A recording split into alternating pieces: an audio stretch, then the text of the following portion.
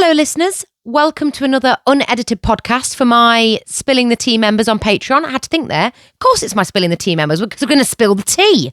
And I'm here to spill some tea today, except it's not really spilling tea.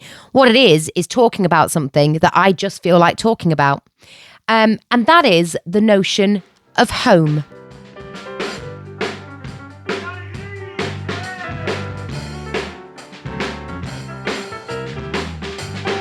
Now, home is very important. It's very important to me. And I get a lot of questions about my home and how I've decorated my home. And I also get a lot of questions about how people can live a more mindful, peaceful, simple lifestyle. And believe me, I am no guru, but people see the content that I make, see the environment in which I surround myself in, and think that I know how to do it. And whether you call it vintage or whether you call it grandma core or whatever, I want to help you be able to live your authentic life no matter your circumstances, no matter your budget. So the first thing I want to talk about is, I don't care if you live in an apartment or in a house or if you rent or if you own, you should not live your life with a temporary mindset. I'm very much of the notion that if you set your roots somewhere and wherever you lay your head, you decorate that space however you want. And I understand we're sometimes in the confines of like what our landlord will or won't allow. So I'm not telling you to go like knock walls down. But as far as the aesthetic of the place that you live and the domestic habits that take place in your home, they should be exactly as you want them to be, no matter your circumstance, okay?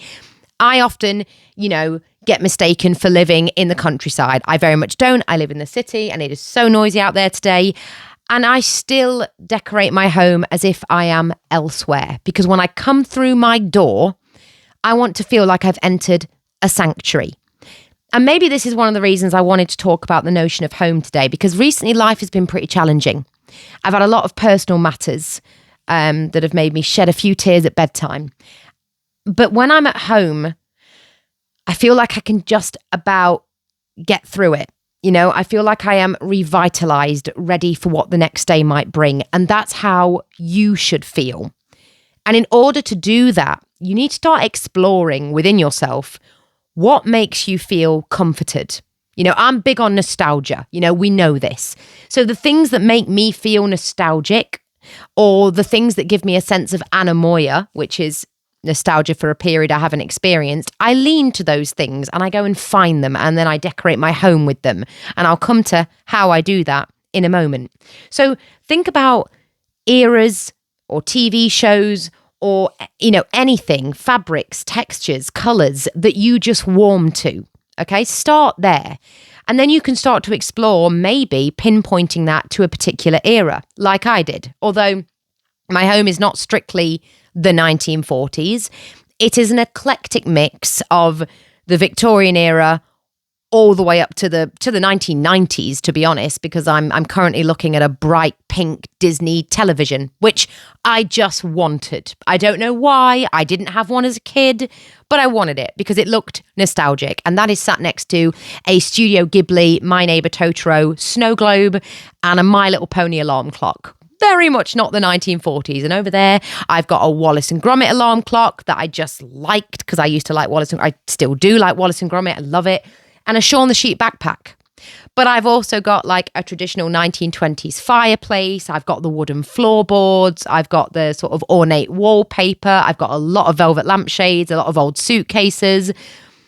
My home is my home. Okay, I'm not here to get judged for it. I mean, if you put your home online, you are going to get judged. And my home has been called a museum quite a few times. But you know what? I do not take that as an insult. I love people saying that my house looks like a museum.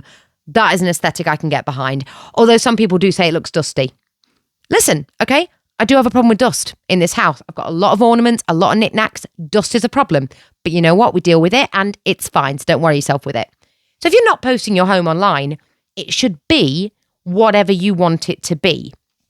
And the first couple of episodes I did of this podcast where I spoke to Diane and Martin, home is important. It means a lot. Martin bought back his childhood home like 30 years later and then redecorated it in the era that he grew up in, the late 70s, early 80s. And Diane lives in a beautiful, very Grandma Core-esque home in the US, filled with like Bakelite and lots of other lovely things. So that's the first thing I'll say to you.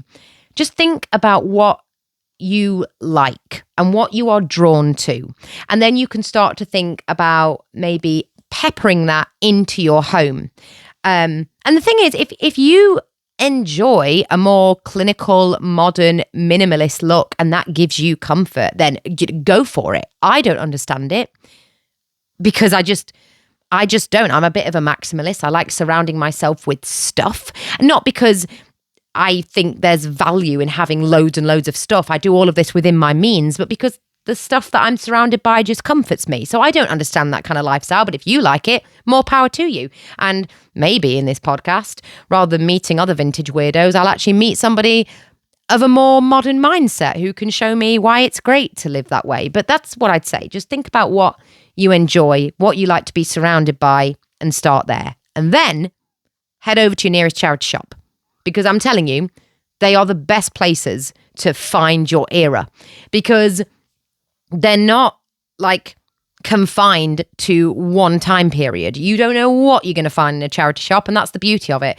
And it doesn't have the same financial constraints of like antique stores. You know what I mean? The stuff in there is it's cheap, because charity shops are for people who are financially struggling, and your money goes somewhere good, you know, a lot of the time. So you feel good about it as well. So go to your local charity shop and find pieces that you enjoy and see if you can incorporate them into your home and go wild, because, you know, it's important to live how you want to live, which is the second thing I want to come on to. So once you've furnished and decorated your home in a way that makes you feel like you're getting a big warm hug when you walk in, next is living in a way that you want to live within your home. So obviously, again, this has all got to be within your means and to the constraints of your situation. But I always fancied myself keeping chickens, you know, quintessential 1940s thing. And also very cottagecore. I always fancied myself keeping chickens. I heard a girl at work, she had 2 chickens called like Dorothy and Edith or something. They're great names. And I was like, I would like to keep chickens. I didn't end up keeping chickens at all, but I do keep pigeons in an aviary that I built myself in my very small garden. I do not have a lot of land on this property at all. I have a very normal, you know, garden space, but I built an aviary in there and I keep like 5 pigeons, soon to be more, because we've got 2 eggs in the nest. And that is just, it's just the best thing ever. And I love nothing more than coming home and letting my pigeons out and watching them fly around. And I'm sure the neighbours hate me for it, but they don't do anybody any harm. You know, they're pretty well trained. So it's no different than letting your cat out and it, you know, shitting on the neighbour's lawn. So live in the way that you want to live, whether you want to, you know, surround your, you know, fill your home with plants and be a plant parent, or whether you want to do lots of baking, or whether you want it to make it a creative, you know, crafty space, whatever it is. That's the second thing. Make sure your home gives you what you need. Even if it's like a little cinema corner where you just binge watch Netflix shows or films, you know, what, and you make it really comforting with lots of like blankets and cushions and whatever, or fairy lights. Just make your home into a space that you want to be in, not just because of how it looks, but because of what you get to do in there. And I understand, you know, this is very rich coming from somebody that does not have kids.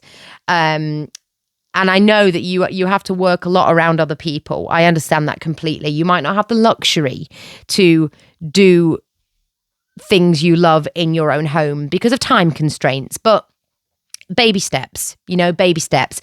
My point is, you only live once.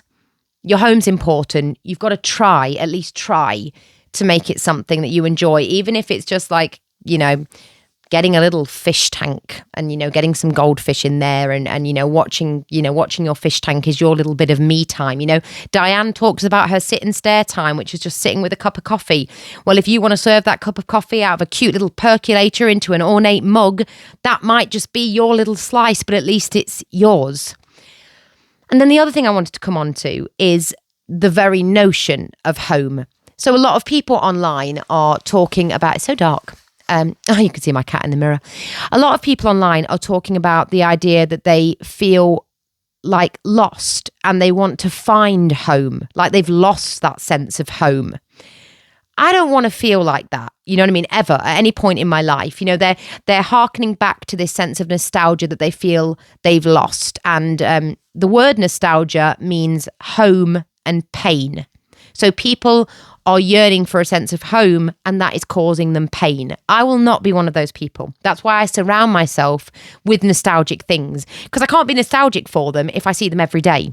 So I don't feel sad when I run into something from my childhood out and about, because I think, well, I've got that at home, you know, because home is important.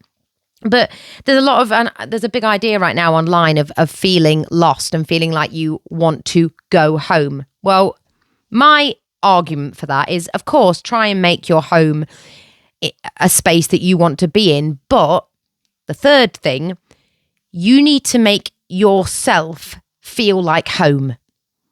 And that might sound very like pretentious, but it's true. You need to treat yourself like your own home, a home that occasionally needs a bit of TLC because there's a few jobs that needed to be done that just got left by the wayside. A home that might need a redecorate every once in a while just to spruce it up a little bit. A home where you invite lovely guests in that you spend, you know, good laughs with and times with. A home that you fill with good food and comfy bedding. You are home. So the way that you dress, like, you know, I'm wearing one of my big woolly cardigans today, and later on I'm going to spend time with friends that I want to spend time with, people that only bring me happiness and don't judge me. They are the people I'm letting into my home. You know what I mean? They're going to be the guests, and this is the furniture I've decided to decorate my home in today. And as far as the cardigans go, I'm a massive lover of big knitwear. I've got lots of cardigans and jumpers and things, all from charity shops. I got a comment on Instagram asking me where I get all of my knitwear from. Charity shops. It's like, if you want to go somewhere to dress like your grandpa, they're the place to go, and you find beautiful cardigans like this that are so warm and lovely. So yeah, just remember that you are home. So wherever you go, you need to make sure that you feel at home inside, because you don't want to go through life feeling a nostalgia for something you can't get back. We can't go back. We can't go back to the past. I would love to. I'd love to go back and give my grandpa the biggest hug in the world, but we can't. So he's coming with me. I'm bringing him with me. This is my nan's cross. She's currently in hospital, and there's been a few personal issues going on right now that have been very challenging. And that's probably why I wanted to talk about home today, because we need to anchor ourselves somewhere to be able to make sense of ourselves in this big, scary world.